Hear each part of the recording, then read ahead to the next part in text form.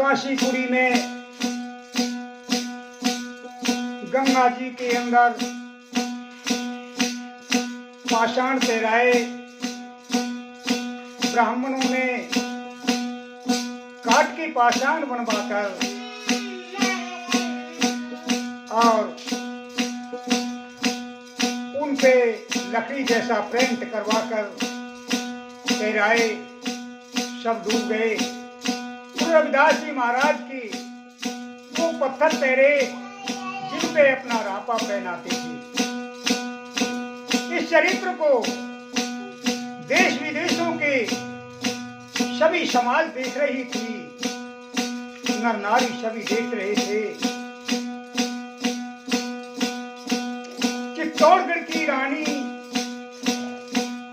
योगवती गंगा जी नहाने गई थी और जब योगवती ने ये देखा कि रविदास जी के पत्थर गंगा जी में तैर गए तो कहने लगी अपने राज में रविदास जी को बुलाकर और गुरु रविदास जी से नाम दीक्षा लूंगी और एक बहुत बड़ा यज्ञ करूंगी। गुरु प्रेमियों, योगवती रानी अपने राज्य में पहुंच जाती है और जाकर एक बहुत बड़ा यज्ञ करती है। गुरु रविदास जी को बुलाती है, आदर सम्मान के साथ गुरु रविदास जी महाराज आते हैं।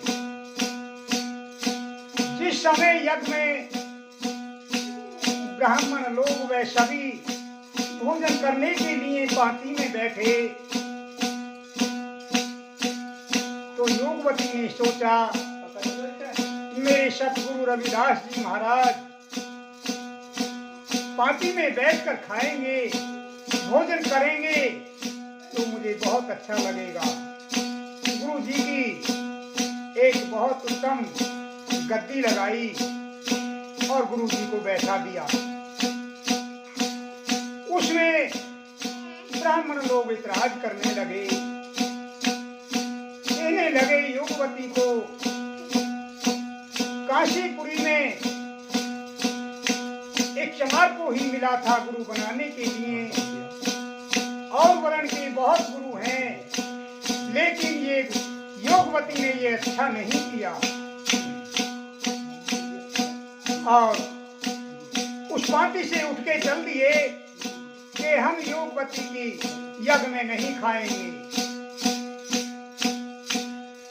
योगवती ने उन्हें रोका, कहने लगी नहीं नहीं नहीं पंडित जी महाराज भोजन कीजिए, भोजन कीजिए। खातिर खुशामद करके वो फिर बैठाए। फिर गुरु रविदास जी महाराज को बैठा दिया, वो फिर उठ के चल दिए। गुरु रविदास जी महाराज कहने लगे कि हे योगवती बेटी, मैं इन ब्राह्मणों की जूतियों में बैठा जाता हूँ, तुम अपने यज्ञ को खराब ना करो। गुरु रविदास जी महाराज सबकी जूतियों में बैठ गए और ब्राह्मण भोजन करने लगे। जब ब्राह्मण भोजन करने लगे तो गुरु रविदास जी महाराज ने ये चरित्र दिखाया कि एक ब्राह्मण के बीच में एक रविदास, एक ब्राह्मण के बीच में एक रविदास, सभी ब्राह्मणों के बीच में गुरु रविदास जी नजर आने लगे। ब्राह्मण देखने लगे कि ये तो सब जगह रविदास जी बैठे हुए हैं। कहने लगे आपस में कि रविदास कोई साधारण शक्ति नहीं है, बहुत बड़ी शक्ति है। भोजन करके चलने लगे तो गुरु रविदास जी महाराज उनकी जूतियों में जो बैठे हुए थे वो कहने लगे हे भाई ब्राह्मणों, हमें ये बताइए कि आप पर ब्राह्मण होने की पहचान क्या है। ब्राह्मणों ने अपने सूट के जनेऊ निकाल के दिखा दिए कि हम पे ये पहचान है। गुरु रविदास जी महाराज कहने लगे कि हे ब्राह्मणों, ये तो सूट है, इतना इसे तो कितना ही भी लटका लो, ये तो बहुत होता है, लेकिन सच्चे जनेऊ हमें दिखाओ। गुरु रविदास जी महाराज ने अपना सीना चीर के और सच्चे जनेऊ दिखाए। 4 युगों के 4 जनेऊ दिखाए। सतयुग में सोने का और त्रेता युग में चांदी का, द्वापर में तांबे का और कलयुग में सूत का। कहने लगे कि हे ब्राह्मणों, हमें ये जनेऊ दिखाओ। और कहने लगे गुरु रविदास जी इस शब्द में इस प्रकार से कहने लगे,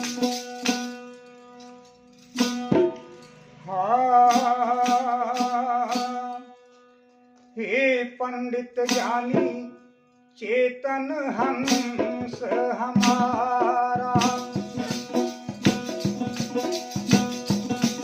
अरे पंडित ज्ञानी चेतन हंस हमारा, हम युगों युगों से आए हैं पंडित चेतन हंस हमारा।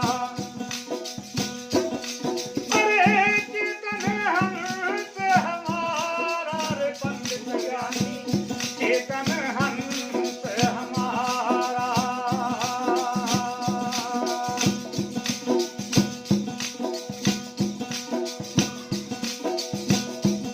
और गुरु रविदास जी महाराज कहने लगे, हे ब्रह्मा महेश रचीना बाचीना कोई सृजनहारा। गुरु रविदास जी महाराज कह रहे हैं कि हे ब्राह्मणों, जिन्हें तुम पूछते हो वो सृष्टि की रचयिता नहीं है। हे ब्रह्मा महेश रचीना बाचीना कोई सृजनहारा। कोई अलग पुरुष निराकार एक है, जिसका रेता गले बसारा। हे पंडित ज्ञानी, हाँ पंडित ज्ञानी चेतन हंस हमारा। अरे चेतन हंस हमारा, रे पंडित ज्ञानी चेतन हंस हमारा। हम युगों युगों से आए हैं पंडित चेतन हंस हमारा।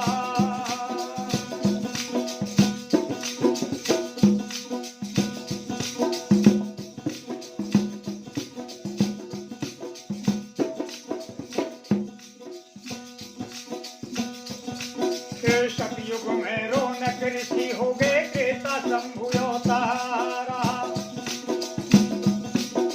कहने लगे सतगुरु रविदास जी महाराज, सतयुग में रौनक ऋषि के नाम से आए, त्रेता युग में शंभु ऋषि के नाम से आए, और द्वापर में त्रेता चमार के नाम से आए, कलयुग में रविदास जी के नाम से आए। हाँ सतयुग में रौनक ऋषि हो गए, त्रेता शंभु अवतारा। और कलयुग द्वापर युग में चेतन चेता तारे की ओर संसारा। हे पंडित ज्ञानी, हे पंडित ज्ञानी चेतन हंस हमारा। अरे चेतन हंस हमारा है, पंडित ज्ञानी चेतन हंस हमारा।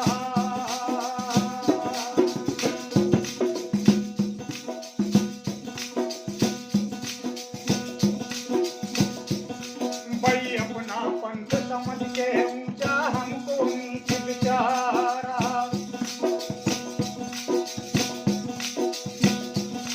के अपना पंथ समझ के ऊंचा हमको नीच विचारा। हर चारों वर्ण सभी में मिलके कौन वरण सहनारा। हे पंडित ज्ञानी चेतन हंस हमारा। हम युगों युगों से आए हैं पंडित चेतन हंस हमारा।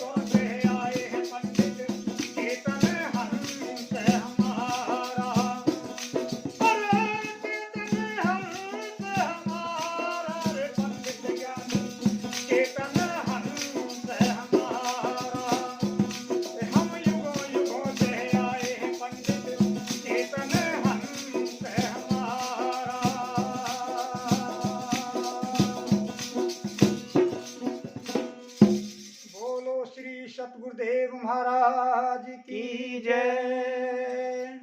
Please share and subscribe.